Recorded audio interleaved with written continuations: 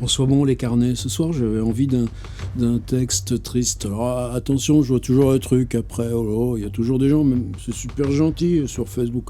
Oh, ça va pas ou quoi, mon gars? Mais c'est pas ça. Il y a des soirs, t'as envie de musique. Tiens, l'autre jour, tiens, Augustin Adelich. Vous suivez Augustin Adelich? Il met beaucoup de choses, lui aussi, sur Facebook. C'est un violoniste. Il jouait par exemple un mouvement qui s'appelle Malinconia, des sonates violoncelle d'Isaïe. Tout d'un coup, il fait ce cadeau-là, 3 minutes, d'un thème très lent, très triste. Alors, est-ce que tu viens à ça? Donc, je vais parler célibataire. Alors, encore, là, de du malheur. Euh, non, arrêtez. Vous savez, je lis Deleuze là, sur la peinture et ça m'a envie d'aller relire ce que disait Deleuze sur Bartleby, un texte qui s'appelle Bartleby et la formule, c'est le I would prefer not to. Critique et clinique, je le trouve pas, donc je vais sur la plateforme de télécharge, évidemment je le trouve, je le charge, je trouve mon texte sur Bartleby et là je trouve une phrase, une citation de Deleuze, de Kafka, une citation sur le célibataire. Et en plus, là, l'édition, c'était l'édition pirate, mais calquée sur Minuit. Il y avait même... Alors, regardez dans le journal de Kafka, édition Grasset, page 12. Ça tombe bien, édition Grasset, Kafka, page 12. Je l'ai, et je cherche. Alors, non, page 8-14, mais enfin, c'était bien... Là, c'est... page 12 donc du journal Grasset, c'est journal 1910, donc tu vois c'est les premiers cahiers, je crois que le premier cahier était numéroté 9, tout le reste avant il l'a déchiré, le 9 il y en a la moitié de fichus en l'air et là on est dans les cahiers 1910. Kafka, le célibataire, sur l'instant, mais rien sur toute la surface de la terre qui puisse se faire passer pour un remède. Il n'a de sol que ce qu'il faut à ses deux pieds, de point d'appui que ce que peuvent couvrir ses deux mains. Et c'est fascinant parce qu'après il ajoute donc tellement moins que le trapéziste du music-hall. Et tu as l'impression que dans ces textes-là, qui sont les premiers du jour, enfin en tout cas, même si c'est le cahier 10, là, sur une soixantaine qu'on a, donc les cahiers, en tout cas 1909, donc c'est vraiment le tout premier Kafka. Il y a dans les textes qui distinguent ces textes-là des textes ultérieurs, c'est qu'il y a déjà des petites amorces, des accroches qui seront ce qu'il va développer plus tard dans d'autres textes, même des textes aussi longs que le château. La nouvelle du trapéziste, ben, tout d'un coup, le trapéziste, il est là, dans le célibataire. Alors, ça me travaillait parce que j'avais une autre idée d'un autre texte qui s'appelle, lui, carrément Le malheur du célibataire. Alors, dans ce cas-là, alors soit tu fouilles, soit là, j'ai pris mon iPad. Alors, c'est quelque chose qui est formidable. Merci à qui me l'a procuré. J'ai déjà plein de Kafka numériques. Et puis en plus, il y a plusieurs traductions. Il faut travailler aussi là-dessus. C'est un EPUB qui rassemble la totalité de ce qu'on a en numérique de Kafka. C'est-à-dire œuvre complète de Kafka, y compris les lettres à Felice, à Milena, etc. Et donc j'ai ouvert mon EPUB Kafka œuvre complète. Et c'est là où tout d'un coup tu lis autrement. C'est-à-dire dans la petite case recherche, j'ai entré célibataire. Et hop, il m'a mouliné 48 occurrences. Et la première, c'était effectivement un texte qui s'appelle Le malheur du célibataire. Et le texte Malheur du célibataire, c'est juste une grosse page, disons. Et c'est celui-ci dont je me souvenais. C'est pour ça que la phrase de Deleuze, elle m'avait troublé. Parce que ce truc des deux pieds, tu vois bien le rapport avec Bartleby, d'ailleurs. La place qu'on a sur Terre, c'est juste les deux, ce qu'on met par terre sur nos deux. Je bafouille, tu vois, je préfère vous le lire. Kafka, Le malheur du célibataire. Mais pas ce texte-là du cahier 10, 1909. Cela paraît si cruel de rester célibataire, d'être un vieil homme conservant à grand-peine sa dignité pour demander qu'on le reçoive lorsqu'il veut passer une soirée avec des gens, d'être malade. Et des semaines durant, de regarder sa chambre déserte depuis le coin où est son lit, de quitter toujours les gens à la porte de l'immeuble, de ne jamais gravir allègrement l'escalier aux côtés de sa femme, de n'avoir dans sa chambre que des portes de communication donnant sur les logements d'autrui, de rentrer chez soi le soir avec son dîner au bout d'un bras, d'en être réduit à admirer les enfants des autres, sans pouvoir répéter constamment « moi, je n'en ai pas », de conformer son allure et ses manières aux souvenirs de jeunesse qu'on a d'un ou deux célibataires. Voilà comment ce sera, sauf que soi-même, on se retrouvera aussi réellement, aujourd'hui et plus tard, avec un corps et une tête réels, et donc aussi avec un front, pour se frapper de la main. Je vous l'avais dit, que c'était un texte triste, l'envie d'un texte triste, mais le souvenir que j'avais de ce texte triste, le malheur de célibataire, avec ces images qui sont aussi du fantastique, tellement Kafka, quoi. De n'avoir dans sa chambre que des portes de communication donnant sur des logements d'autrui. Vous savez qu'il y a un autre texte dans le journal qui est très bizarre, toujours ce truc récurrent du narrateur qui revient du travail, justement avec le repas dans une main, une fois là, il y a une espèce d'oiseau sur sa table qui le lui bouffe, cette fois il y a une couchette, il y a là la chambre avec la fenêtre qui donne sur la rue, et puis la table où écrire, et puis ça revient 10 fois, 12 fois, 14 fois chez Kafka. Ce soir-là, juste dans le coin où il y a son lit, s'ouvre une porte de communication, et c'est un logement d'autre. Mais il n'avait jamais remarqué qu'il y avait une porte ici. Et un gars qui entre, qui là, chez Kafka, tu fais ce que tu veux. Il entre là, dans la chambre du narrateur. Lui, évidemment, il est un peu révolté. Et là, il s'aperçoit que le gars, il lui ressemble à lui. Il lui ressemble à lui exactement. Comme dédoublement, non, puisqu'il vient de l'autre côté. Il vient de l'autre côté de la porte dont il n'avait jamais remarqué l'existence. Et là, il est prêt à le chasser, dire « Mais de quoi? Qu'est-ce que vous vous permettez ?» Puis il voit que le gars, il a un tellement gentil sourire, et tellement il lui ressemble à lui-même. Voilà, ça c'est Kafka. Alors, moi, donc, je cherche mes occurrences, et je rentre là, célibataire, je trouve 48 occurrences.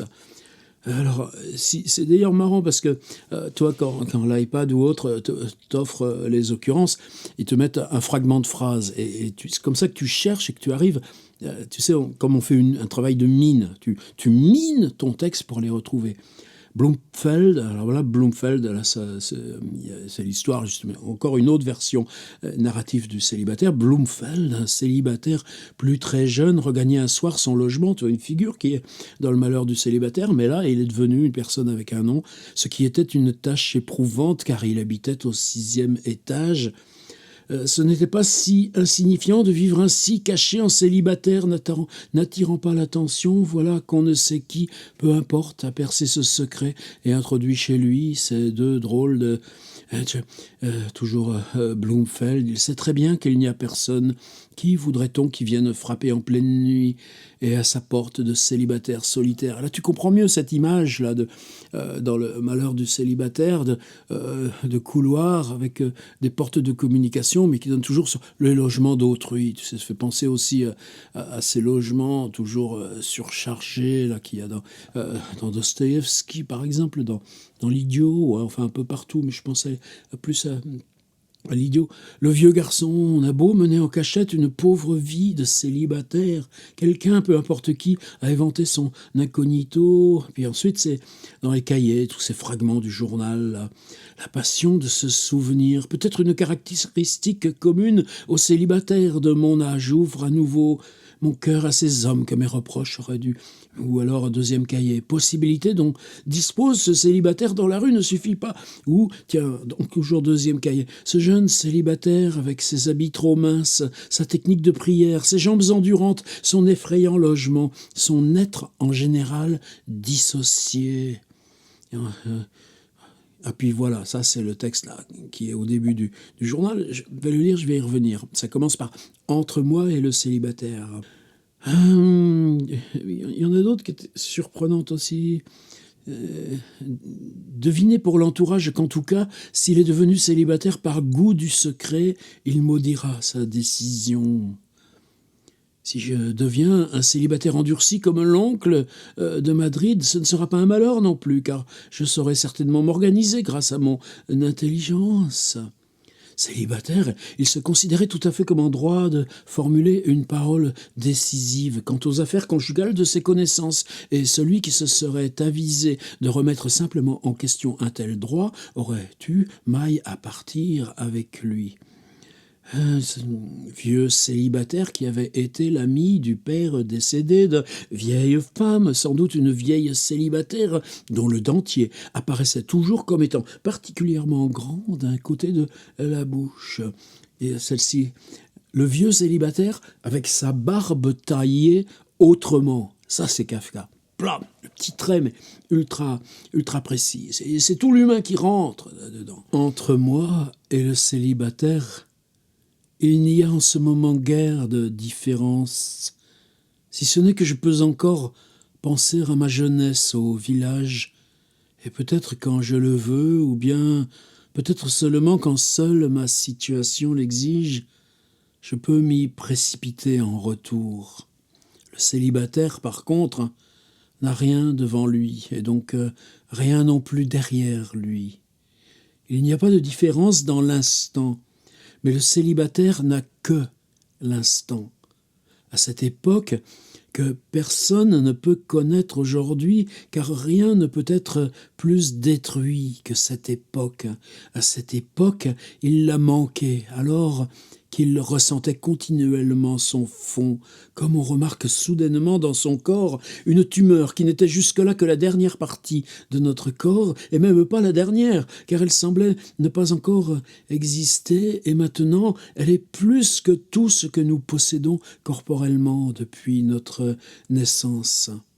Alors que nous étions engagés avec toute notre personne dans le travail de nos mains, dans la vision de nos yeux, dans l'ouïe de nos oreilles, dans les pas de nos pieds, soudainement, nous nous tournons vers l'exact opposé, comme une girouette dans la montagne. À l'époque, au lieu de fuir, et même si cela aurait dû être dans cette dernière direction, car seule la fuite pouvait le garder sur la pointe des pieds, et seule la pointe des pieds pouvait le garder dans le monde, il s'est couché, comme les enfants se couchent ici et là, dans la neige, en hiver, pour y geler. Tu penses à la mort de Robert Walser. Encore une phrase, tiens. Et il suffit que je sente seulement pendant un quart d'heure sans interruption ce fond pour que le monde empoisonné coule dans ma bouche comme l'eau dans celle de qui se noie. Je vais reprendre cette phrase-là que Deleuze, donc travaillant sur Bartleby, tout d'un coup, c'est ça qui lui revenait de Kafka. Tu vois, ce partage qu'on peut avoir de l'immensité de Kafka, de la générosité de Kafka. Et puis toi, tu parles là, de Deleuze sur la peinture, ça te fait penser à Deleuze sur Bartleby, tu t'en vas là où il parle de Bartleby, tu trouves que dans Bartleby, il parle de Kafka, que dans Kafka, voilà la phrase qu'il cite. Toutefois, oublier n'est pas le mot qui convient ici. La mémoire de cet homme a aussi peu souffert que son imaginaire. Seulement, elles ne peuvent pas déplacer les montagnes. Voilà donc l'homme, en dehors de notre peuple, en dehors de notre humanité. Il est continuellement affamé. Tu sais, à la fin du Bartleby, « Oh Bartleby, oh humanity ». Et là, tout d'un coup, en dehors de notre humanité, c'est peut-être ça qui, pour Deleuze aussi, résonnait. Mais Melville, est-ce qu'il avait lu Kafka par anticipation ? Non, certainement pas. Et là, je suis toujours dans l'introduction de Marthe Robert. Hein. Il est constamment affamé. Rien ne lui appartient que l'instant toujours prolongé de la torture, jamais suivi de l'étincelle d'un instant de repos. Il n'a toujours qu'une seule chose, ses souffrances, mais rien sur toute la surface de la terre qui puisse se faire passer pour un remède.